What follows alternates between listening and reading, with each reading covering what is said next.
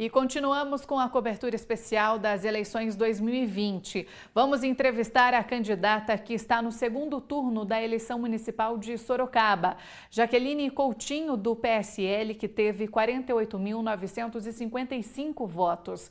Quem conduz a entrevista é Gustavo Nolasco. Boa noite, Gustavo. Boa noite, Larissa. Estamos de volta a Sorocaba, dessa vez para ouvir a candidata Jaqueline Coutinho, do PSL, que tenta se eleger novamente. Isso porque, após um mandato pequeno de 1 ano, ela tenta permanecer na prefeitura. Em primeiro lugar, parabéns, candidata, pela conquista em primeiro turno. Eu queria saber da senhora o que isso significou para a senhora e para a sua coligação. Boa noite, Gustavo. Boa noite a todos que nos acompanham. Me permitam retirar a máscara, porque aqui nós estamos numa distância segura, diante dos protocolos sanitários e também por estarmos num ambiente arejado. Para nós foi muito importante chegarmos no segundo turno, era essa a nossa perspectiva, e fizemos um trabalho ao longo desse ano de mandato muito realizador, diante de todas as circunstâncias que passamos, apesar da pandemia da Covid-19. E então agora nós estamos nesse movimento de nos elegermos, é muito importante isso. Muito bem. Candidata, a gente tem um contexto político, no Brasil inclusive, de quem está à frente da máquina pública costuma ter mais sucesso ou manter um sucesso nas urnas. As pessoas tendem a ter uma resistência na hora de mudar de candidato, na hora de escolher alguém diferente. No seu caso, a urna mostrou uma situação diferente. A senhora teve menos da metade dos votos do seu oponente, Marcelo Manga. Isso se coloca como um grande desafio ou, na sua visão, é possível reverter? Ou o que teria acontecido para esse resultado? Bem, na realidade, eu entendo que existe também uma resistência com relação àquele que está no comando da cidade, no comando de um estado. Sempre existe uma oposição inata ao governo que está na situação. E nós passamos também por essa situação da pandemia, houve aquela resistência, a população não gostou de algumas medidas que eu adotei que eram necessárias adotar. Por exemplo, as restrições com relação ao comércio, que eu tive que seguir aquilo que era determinado pelo Estado. E também, além disso, nós tínhamos vários candidatos, e isso dividiu os votos. E, finalmente, Gustavo, eu me coloquei como candidata assim no deadline. No início eu não tinha essa certeza que seríamos candidatos, mas decidi, assim, de última hora, vamos dizer. E esse candidato, o nosso adversário, há mais de 2 anos ele se coloca como candidato, vinha fazendo um trabalho político para angariar votos, enquanto na realidade o meu trabalho era político-administrativo, gerir uma cidade com responsabilidade, com segurança e fazer Sorocaba avançar. A senhora colocou um ponto interessante de ter escolhido se candidatar de última hora. O que foi decisivo, candidata, para tomar a decisão de ir em frente? Na realidade, eu vi que diante de tudo que a gente fez nesse 1 ano de gestão, de administração da prefeitura, nós conseguimos fazer muitas ações importantes e que demandam, que necessitam continuidade. Na área de saúde, na área de segurança, na área de mobilidade, nós avançamos muito, Gustavo. Então, eu vejo que a minha missão, que me foi dada há 1 ano atrás, ela não está cumprida. Ela precisa de mais um tempo para consolidar tudo o que a gente fez e a gente se propõe a fazer. Isso porque eu decidi que era importante, era necessário para Sorocaba essa continuidade e me decidi em lançar minha candidatura como fiz. A senhora chegou a comentar que um dificultador é a quantidade de candidatos da cidade, isso também teria contribuído para um não sucesso estrondoso nesse primeiro turno, mas, candidata, o segundo turno é muito interessante porque ele coloca 2 oponentes à frente. O eleitor tem a chance de conhecer melhor cada um deles. Vamos facilitar a vida do eleitor. Qual que é a principal diferença entre Jaqueline Coutinho e Rodrigo Manga? Bem, eu entendo que, tendo administrado Sorocaba nesse último ano, tendo convivido ao longo desses 4 anos com os problemas enfrentados por Sorocaba, pelo município, eu tenho capacidade suficiente e competência suficiente diante do que eu vivenciei, do que eu aprendi, para manter a musculatura da cidade, do progresso da cidade. Então, assumimos em 2017, passamos aí 3 anos durante a gestão do ex-prefeito num momento de ostracismo, de estagnação, em todos os sentidos, desenvolvimento econômico, educação, saúde, e no último ano nós tomamos várias ações que mudaram o perfil de Sorocaba. Veja que nós temos 74 mil empresas em Sorocaba, Gustavo. Das 74 mil empresas, 4 mil empresas foram criadas, instaladas em Sorocaba no último ano de gestão. Isso significa o quê? Que existe uma confiança por parte do investidor, do empresário, do comerciante, na solidez da administração, da nossa administração. Também geramos, apesar da pandemia, geramos nos últimos 3 meses 3 mil empregos. Isso é algo assim inusitado diante do momento econômico que a gente vivencia. E isso demonstra, mais uma vez, que Sorocaba está no caminho certo do crescimento, do progresso, do desenvolvimento. Sorocaba está sendo prospectada, ou seja, existe um interesse muito grande em se investir em Sorocaba.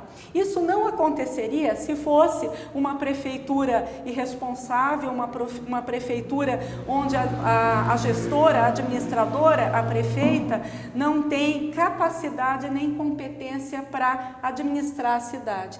Essa percepção por parte daqueles que querem vir para Sorocaba é importante para demonstrar que a administração está no caminho certo. A senhora teve a oportunidade de se diferenciar do candidato Rodrigo Manga. Eu proponho agora uma situação que eu reconheço é delicada e difícil, mas se a senhora pudesse eleger, então, uma qualidade do seu oponente, em que Rodrigo Manga poderia ser, inclusive, melhor que a senhora? Olha, na realidade, eu pouco conheço o outro candidato. Fica difícil também, diante do não conhecimento, de não ter contato com o candidato, eu falar que existe uma diferença no sentido dele ser melhor do que a minha pessoa. Eu posso dizer com relação à minha pessoa. A senhora não estudou seu oponente, candidato?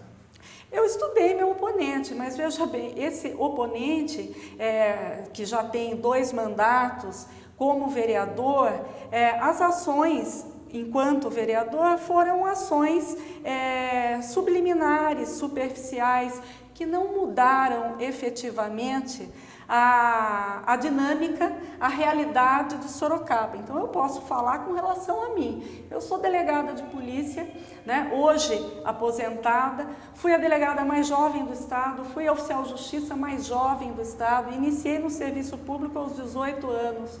Como delegada aos 22 anos. Então, eu tenho uma história enquanto integrante da Secretaria de Justiça, Secretaria de Segurança Pública, e uma história de vida muito, vamos dizer assim, que na qual prestei serviços relevantes à população. E ficaria difícil, como eu disse, sem ter esse conhecimento, eu poder elencar algo que diferencia. Posso dizer que a diferença está, na experiência. Eu tenho experiência enquanto servidora pública, enquanto gestora que fui de unidades policiais, Delegacia da Mulher, Delegacia do Idoso, Núcleo Especial Criminal, onde nós fazíamos mediação de conflitos criminais, enquanto o outro candidato, pelo que eu sei, ele não tem a história de ter prestado serviços relevantes enquanto pessoa concursada, que passou por um processo seletivo, que analisou realizou suas competências e habilidades, a não ser o processo eletivo. Foi vereador por 2 mandatos. Muito bem. Relembrando então ao eleitor as condições que levaram a sua candidatura e a sua ascensão ao poder de Sorocaba. A senhora assumiu o poder diante de uma situação muito conflituosa, que foi a cassação de José Crespo. A senhora sabe disso, por 2 vezes isso aconteceu, rompeu com o governo e chegou ao poder no último ano. Eu quero dizer, para o eleitor mais desatento talvez, que não acompanhou esse processo, não pode levar a crer, já que a senhora fazia parte da mesma chapa, de alguma forma o eleitor desconfiar da capacidade da senhora e não cometer os mesmos erros? Bem, eu posso dizer ao eleitor que eu tenho o meu perfil de trabalho, o meu perfil de delegada de polícia, o meu perfil de servidora pública, e justamente por eu ter denunciado um fato que causava problema para a administração em 2017, quando eu investiguei e descobri que havia uma situação de irregularidade e ilegalidade envolvendo uma assessora do ex-prefeito, e por conta disso, quando eu fiz a denúncia, eu fui impedida de exercer meu mandato, tive minha sala trancada, os meus objetos pessoais foram encaixotados, eu tive que retornar à prefeitura após ingressar com um mandado de segurança, e a desembargadora determinou a minha volta, e a partir daí eu não tive mais nenhuma ação de auxílio ao então prefeito, cassado pela 2ª vez. Então, desde o início do mandato, eu fui colocada à parte desse governo, eu não fui inserida nesse governo. Portanto, são figuras distintas. A do ex-prefeito, que de fato eu fazia parte da chapa, mas nós rompemos logo no início do mandato, e após a cassação, obviamente, era uma nova administração, uma nova gestão, um novo perfil, uma nova postura perante a administração pública. A minha postura, que nada tem a ver com a do ex-prefeito. Bem, alguns eleitores, candidatas, observam nessa hora do voto somente a questão do partido. Eu não sei se foi o caso da senhora, mas imagino que a senhora tenha sido beneficiada por uma retomada de uma direita, né? Que é o que aconteceu nas últimas eleições. Existia um discurso depois da derrocada dos partidos de esquerda envolvidos em esquemas de corrupção. Existia uma situação favorável que inclusive elegeu o presidente, que na época era do PSL, depois agora o presidente não tem mais partido, a senhora pertence ao PSL. Eu queria saber, pelo menos na situação de Sorocaba, existe um trânsito facilitado com o governo federal? Isso não existe mais? Qual seria o comportamento da prefeita caso a senhora seja eleita em relação ao governo federal? E o meu comportamento sempre será pautado por aquilo que é necessário se fazer, entabular, articular, seja com o governo estadual, seja com o governo federal, para conseguir contemplar as necessidades locais do município. Então, independentemente de questão partidária, eu sempre estarei à frente da prefeitura, assumindo uma postura que venha a atender às necessidades circunstanciais da administração municipal, para atender todas as áreas que nós temos que atender na prefeitura. Não temos nenhum problema nem com o governo estadual, nem com o governo federal, sempre haverá a interlocução de forma coerente, para que a gente não permita que nenhum tipo de postura político-partidária venha a atrapalhar as ações da prefeitura para atender aos anseios da população. Sim, a gente tem mais um minutinho nesse bloco, queria investir nessa questão, porque é o seguinte, embora a senhora não veja um desgaste na relação local com o Estado ou com o governo federal, a gente não sabe o resultado da eleição em São Paulo, mas a gente vê uma grande dificuldade entre o governo federal nesse relacionamento com o governo estadual. Para ajudar o eleitor, candidata, a senhora se vê mais aliada ou alinhada a qual vertente? Se a gente coloca, existe uma situação polarizada, a senhora se vê de qual lado? Bem, em primeiro lugar, eu estou filiada ao PSL, que não é o partido nem do governador, nem do presidente da República. Em segundo lugar, como eu pontuei anteriormente, eu não vou me direcionar ou tergiversar em torno daquilo que eu tenho que fazer enquanto chefe do executivo, enquanto prefeito. Seja a articulação com o governo federal ou estadual, eu farei aquilo que for melhor, que venha atender aquilo que nós temos que fazer no âmbito da prefeitura para as ações locais. Não vou permitir que nenhuma influência partidária nos atrapalhe. Perfeito. A gente vai encerrar esse bloco agora, vai fazer um intervalo rápido e na sequência a gente vai, inclusive, conhecer melhor as propostas, as prioridades da candidata Jaqueline Coutinho, caso o eleitor assim a escolha como prefeita de Sorocaba. Não saia daí, a gente volta já. E a seguir, tem o segundo bloco da entrevista com a candidata que está no segundo turno da eleição municipal de Sorocaba, Jaqueline Coutinho, do PSL. Não saia daí, RF News volta já.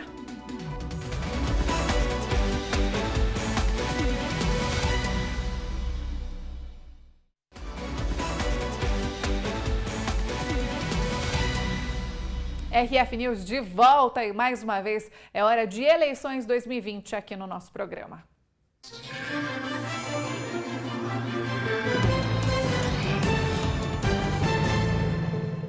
E continuamos a entrevista com a candidata que está no segundo turno da eleição municipal de Sorocaba, Jaqueline Coutinho, do PSL. Gustavo Nolasco, é com você.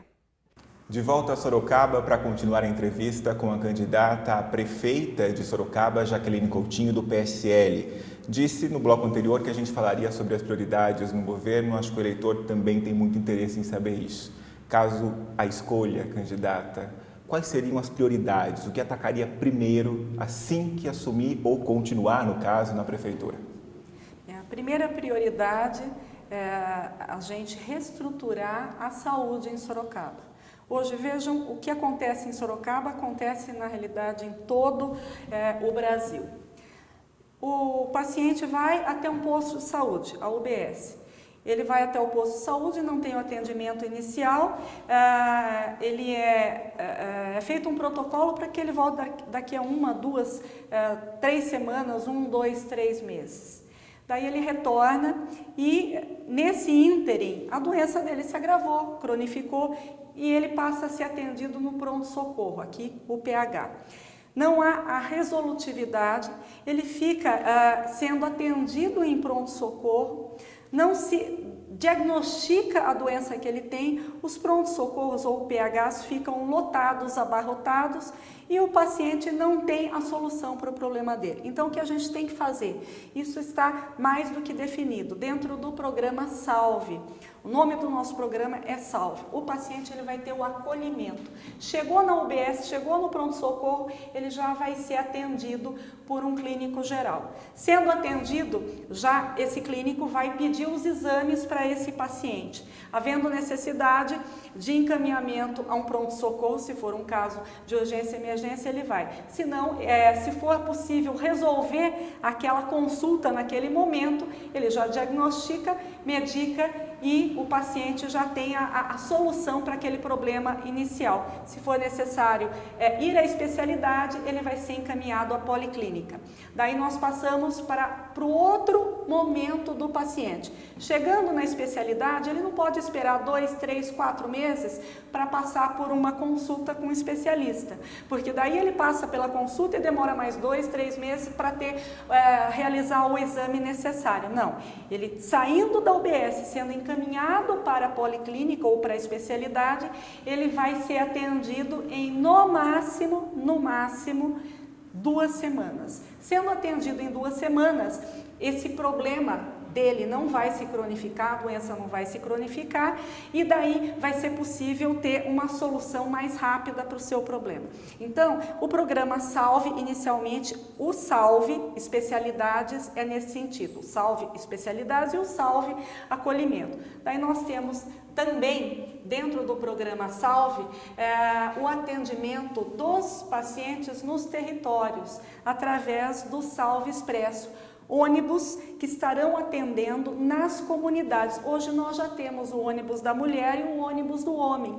que faz o ônibus da mulher, o atendimento da mulher para constatação, coleta de Papa Nicolau, orientação quanto à conscientização do autoexame. Se a mulher no autoexame ou no exame feito no ônibus da mulher tiver algum nódulo, já é encaminhada para mamografia, enfim. E no ônibus do homem se verifica se o homem tem ou não a chance de ter câncer de próstata. É feito também os exames de rotina, que previnem outras doenças. Então teremos no Salve Expresso o ônibus do homem, o ônibus da mulher, o ônibus Kids, que vai fazer o atendimento pediátrico, o ônibus da saúde bucal e o ônibus oftalmológico.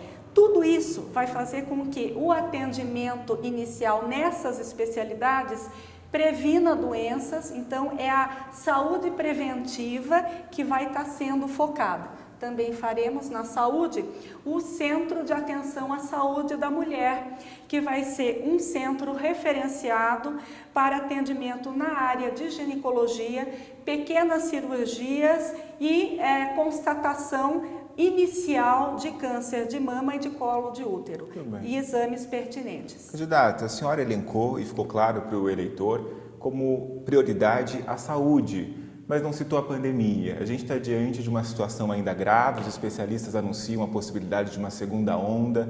Eu queria saber se o eleitor confiar no projeto de governo da senhora, o que será feito de forma imediata em relação à pandemia? Bem, o nosso projeto com relação à pandemia já foi bem sucedido desde março. Quando iniciou a pandemia e Sorocaba foi a primeira cidade a decretar o estado de emergência em 13 de março, nós decretamos antes mesmo da capital e do próprio governo do estado. A partir daí, todas nossas ações visando combater a pandemia, a Covid-19, foram ações muito responsáveis, rápidas, com uma resposta rápida de combate à pandemia. Fizemos o hospital de campanha, que até o nosso adversário falou que não era necessário, mas se nós não tivéssemos o hospital de campanha com 75 leitos de enfermaria e 6 de estabilização ou semi-intensiva, nós não teríamos onde colocar os pacientes e muitos sorocabanos teriam morrido. Então, fizemos o hospital de campanha, fizemos a testagem em mais de 17% da população, fazemos o rastreio dessa população que é diagnosticada com a Covid.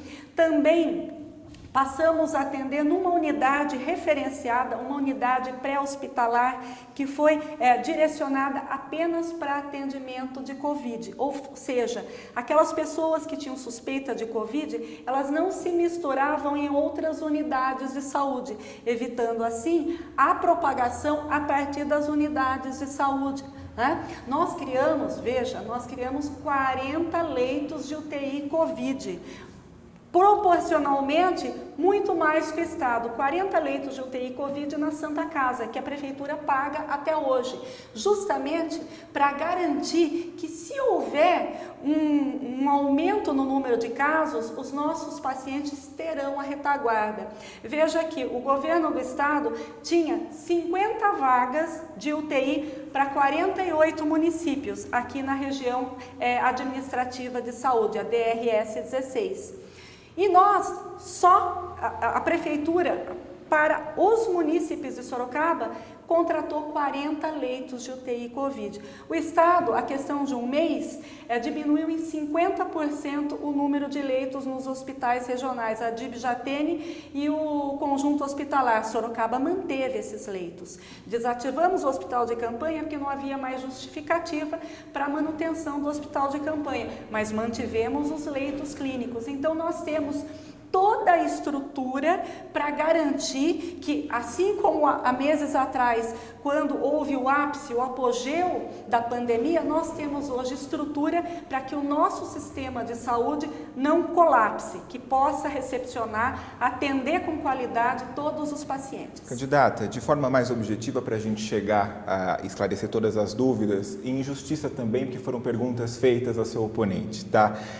Ainda sobre essa questão, a gente viveu graças a uma situação que infelizmente acontece no Brasil, que é essa disputa polarizada, a situação do abre e fecha comércio. Então, os políticos foram classificados pelo eleitor como aquele que vai fechar de novo ou não fecharia mais o comércio. A senhora pode garantir o que ao eleitor? Caso seja necessário, a senhora voltaria a fechar o comércio, a indústria, ou não faria isso novamente? Veja bem, desde o início eu entendia que para o fechamento do comércio, que foi na fase vermelha, nós deveríamos atender à realidade local. Mas não, o Plano São Paulo impôs a todos os prefeitos que assumissem a postura do governo do estado de São Paulo. Todos foram colocados na vala comum. Tinha que fechar o comércio, só podia abrir por 4 horas, apenas os serviços essenciais, e daí evoluiu para a fase laranja, a fase amarela, enfim, e fase verde. Só que, veja, a capital teve muito mais casos do que o interior no início, e nós tivemos que fechar o comércio, né, e só permitir as atividades essenciais. Então, isso causou um prejuízo muito grande para a economia do estado, para a economia do município, porque não havia a necessidade de, naquele momento, todos estarem com atividades econômicas restringidas. Se a senhora tivesse com o poder na mão exclusivamente, caso isso volte a acontecer e a senhora tenha o poder de decidir, eu vou abrir ou vou fechar, o que a senhora faria? Se eu tivesse a autonomia, e entendo que os prefeitos têm de ter autonomia, porque isso é previsão constitucional, mas não foi respeitado aqui no estado de São Paulo, eu só fecharia se evidenciasse que a contaminação estava aumentando muito e que o sistema estava colapsado. Nunca nós tivemos problema de falta de leitos em Sorocaba, nunca se evidenciou que houve um colapso no sistema de saúde, e muito menos que o número de casos era exorbitante. Veja que Sorocaba é a cidade que menos letalidade, menos mortes teve, considerando cidades do mesmo porte. Okay. Então, eu digo, só reafirmando ou esclarecendo a sua pergunta, só faria isso se do ponto de vista de saúde demonstrasse que era a única situação para preservar vidas. Mas vejam que não aconteceu isso no apogeu da crise, no momento mais crítico. Agora não aconteceria. Ok, vamos avançar e falar sobre a composição da Câmara, que é algo muito importante para conseguir fazer uma boa gestão, é a tal da governança que tanto se fala. Alguns analistas de política observam agora um certo esgotamento do discurso de direita e talvez alguma diversidade chegando, mesmo que não encarnada no Partido dos Trabalhadores, mas em outros partidos ligados à esquerda, enfim. Essa situação não se aplica a Sorocaba, que ainda tem uma Câmara mais tendenciosa à direita, mas ocorreu uma renovação. 9 novos nomes vão ocupar cadeiras na Câmara. A senhora acha que terá uma boa flexibilidade para lidar com a Câmara de Vereadores ou vai enfrentar dificuldade caso seja eleita? Bem, sempre a base de sustentação para o governo é o que dá a musculatura para as ações que o chefe do executivo, o prefeito ou prefeita fazem. Mas a gente tem a expectativa, a esperança que os vereadores, sejam de que partido for, e tenham a tendência ideológica que for, eles se pautem por legislar, por votar projetos de lei do Executivo que atendam melhor a população, independentemente da bandeira do viés político. Né? Afinal de contas, os vereadores são os representantes do povo e eles não podem imprimir interesses, características próprias dentro daquilo que eles devem fazer, que é elaborar leis e fiscalizar o executivo. Portanto, eles como representantes do povo, embora haja um direcionamento de seus partidos, eles devem atender ao que é melhor para o povo. Candidata, estamos caminhando para os minutos finais, vamos tentar fazer mais algumas perguntas a tempo. Uma questão, que também foi importante durante tudo o que aconteceu, mesmo a contragosto, o governo federal criou um programa de transferência direta de renda, isso ganhou, né, e o presidente ganhou um capital político muito grande a partir disso, né, a popularidade dele cresceu. A senhora na entrevista eu posso ter entendido errado, mas não se mostrou nem muito alinhada nem desalinhada. A senhora está acompanhando a trajetória e disse que tomaria a melhor decisão para as pessoas de Sorocaba. Sim. A senhora concorda ou não com um projeto de transferência de renda a partir do município? A senhora faria isso ou não? Transferência direta de renda. Sim, tanto é que nós fizemos um programa para os catadores de recicláveis. A semelhança da transferência de renda ou do programa, auxílio financeiro, auxílio emergencial que o governo federal fez para os trabalhadores dentro daquela faixa preconizada pelo programa, nós fizemos um programa de transferência no valor de R$600 para os catadores de recicláveis. Então, no momento de emergência, de vulnerabilidade socioeconômica, eu concordo sim com um programa de transferência de renda. Candidata, de forma rápida, 30 segundos para cada resposta. Em primeiro lugar, ajude o eleitor a decidir. Por que o eleitor não deve escolher Rodrigo Manga? Porque Jaqueline Coutinho tem a experiência de quem passou por um ano de governo saneando contas, resolvendo problemas da pandemia, não deixando que o munícipe ficasse sem atendimento, e tem a experiência, enquanto delegada de polícia, de saber como administrar, não só uma unidade policial, como hoje uma cidade com mais de 700 mil habitantes. Tem a história de saber administrar. Em 15 segundos a senhora pode avançar, porque o eleitor deve escolher a senhora, então, e confiar no seu plano de governo. Porque eu tenho um plano de governo que foi feito a partir de um orçamento já definido. Eu sei que aquilo que eu me proponho a fazer é possível. Ok, muito obrigado pela entrevista. Em nome da Rede Família, eu desejo excelente sorte nas urnas. Eu que agradeço. E caso o eleitor escolha, a gente volta a se falar a partir do dia 29. Perfeito, muito obrigada. Eu volto no estúdio. Larissa, com você. Obrigada, Gustavo. Uma ótima noite para você e para a candidata.